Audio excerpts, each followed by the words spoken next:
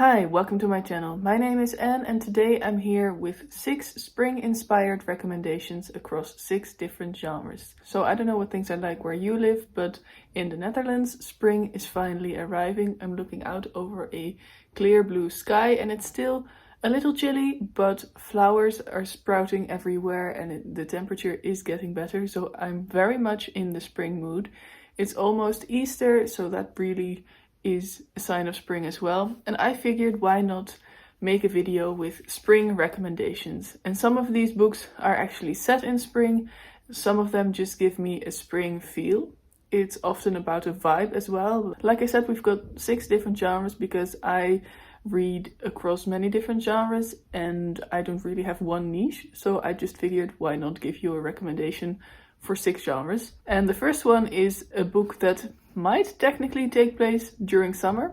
I'm not entirely sure, but to me it has spring vibes. And that is Act Your Age, Eve Brown by Talia Hibbert.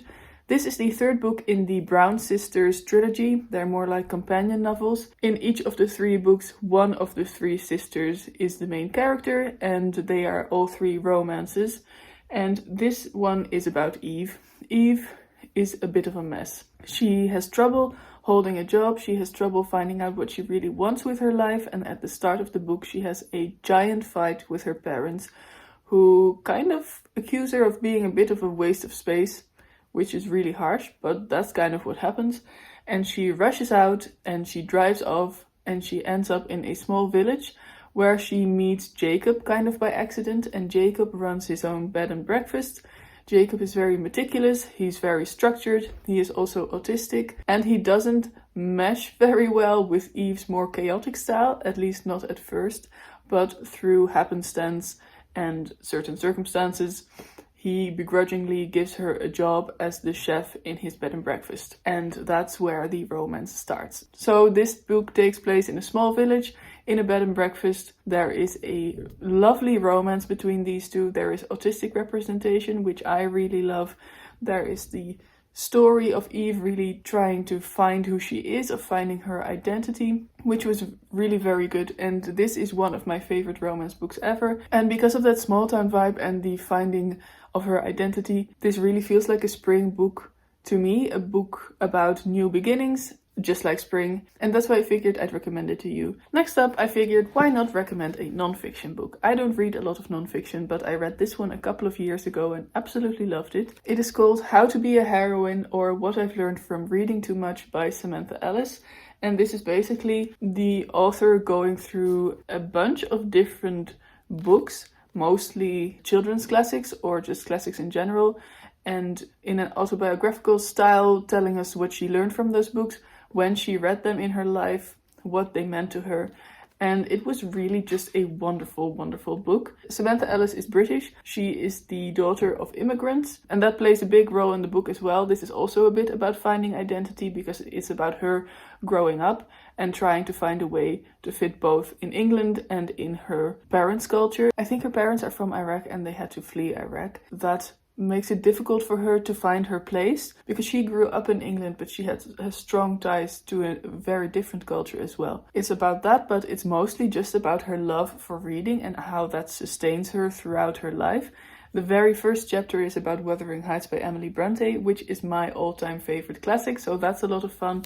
Other books that feature here are Anne of Green Gables. I think The Little Mermaid is in here as well. And it was just a really wonderful read, very heartwarming read. And I really want to reread it, which I don't have with non-fiction very often, but this I can highly recommend. Let's move on to sci-fi. For this, of course, I have to recommend a Becky Chambers book. And this is actually the book that inspired this video because it is A Psalm for the Wild-Built. And this is a book that's all about nature, about celebrating life.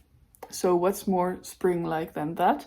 This is the first book, the first novella in a series. There are currently 2 books out and I hope the 3rd book will be coming this year, but I don't think it has been announced yet, so it's probably not. Hopefully next year then. This is the series that cemented Becky Chambers as my all-time favorite author. As you might know, I talk about her books a lot.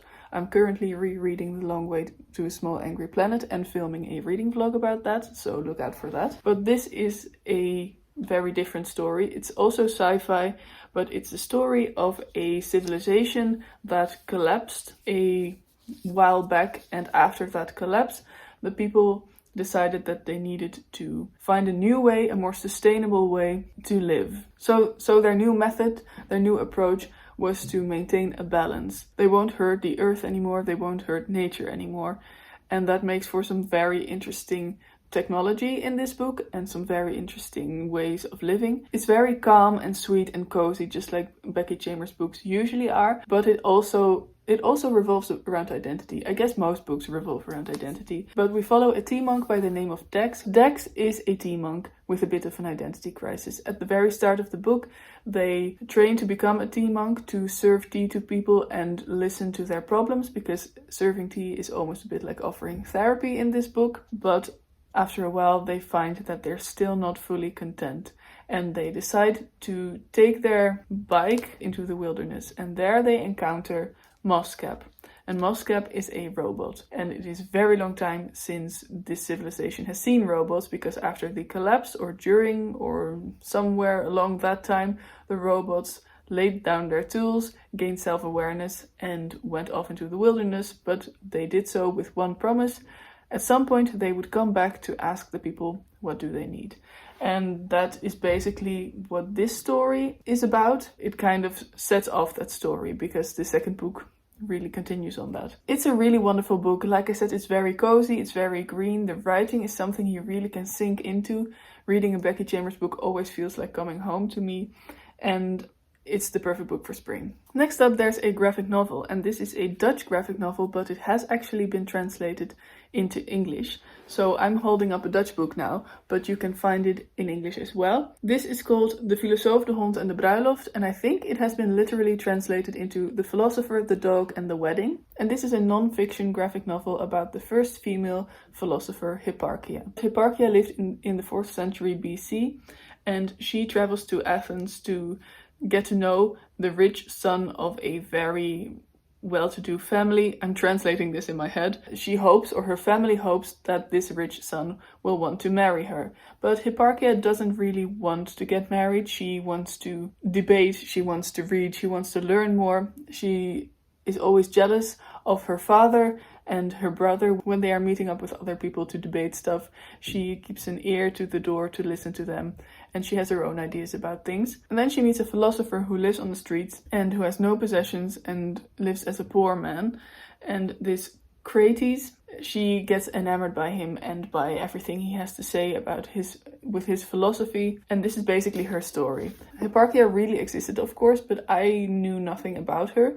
And this book really taught me a lot about philosophy in ancient Greece, about the way women were treated, about Hipparchia as a woman. And Barbara Stock, who wrote this and drew this, is a well-known author in the Netherlands. She has a very simple drawing style, but somehow it speaks volumes. Just with a few lines, she really knows how to get across the emotions these characters are feeling and the way they are talking to one another. It's very astonishing when you consider the drawing style is so simple, but I really love her drawing style. I really wish more people would know about her, especially since these books have been translated into English. And because so much of it takes place outside in nature, I definitely recommend this as a spring read. Next up, we've got a contemporary fiction book, and it is Chocolat by Joanne Harris.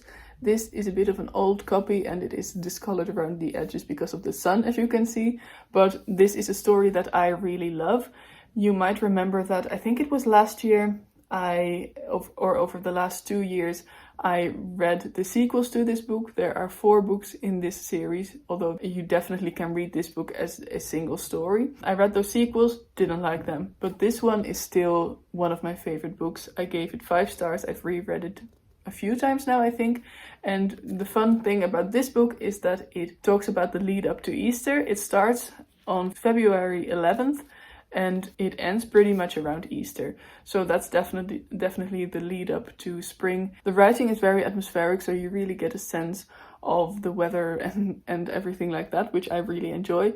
But this book is about Vianne Rocher, and she moves to a small town called Lansquenet in France with her daughter. And this is a very small town where the people are not very friendly to strangers. The person who rules this town basically is the pastor. I'm not really sure if that's the right word, but he is Father Renaud and he runs this town basically. People listen to him. He has a lot of influence over his congregation and he sees Vianne as a danger and as a problem. But Vianne doesn't care about that. She is used to being new in a place. She is used to being seen as a stranger. So she opens up a chocolate shop at the square right across from the church. And this chocolate shop is amazing. Like I said, the writing is very atmospheric, so that also goes for the descriptions of the chocolate. Chocolate is of course a big part of Easter, so Vianne really takes that as an opportunity to really show her skill as a chocolatier. But Father Renaud sees this as a danger because he doesn't want his people to succumb to the sin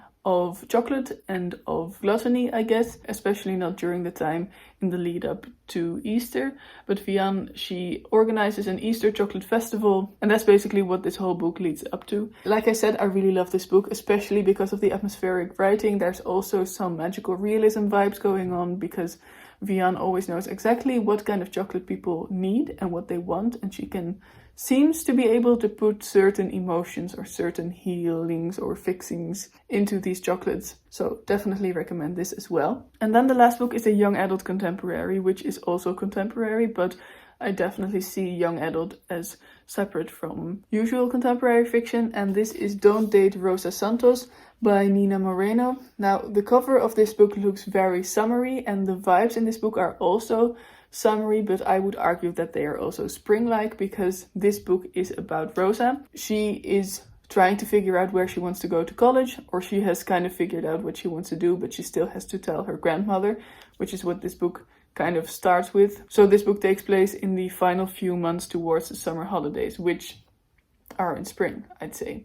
It is about trying to find out what you want with the rest of your life, how you can do that and still honor your family's traditions and be close to your family. It is about a curse because the town thinks that Rosa and the women in her family are cursed, that the men who they date will die, because that did happen twice. It's about Rosa finding her way. There is a bit of a love story as well. It is very much about family. Rosa lives with her grandmother and has a bit of a difficult relationship with her mother. It's about a small town community coming together, helping one another. It's about friendship. It's a really lovely book. I wasn't expecting to like this as much as I did, but it's really wonderful. It has a very sunny vibe, but there are also harder things to talk about and difficult situations. I would fully recommend this. A good way to lead into summer, perhaps. And I definitely want to reread this one myself as well. And that's it. Those were my 6 recommendations for spring. If you have any spring recommendations, I would love to hear about them in the comments. Please like this video if you liked it, subscribe to my channel if you want to see more of me in the future, and have a wonderful day. Bye!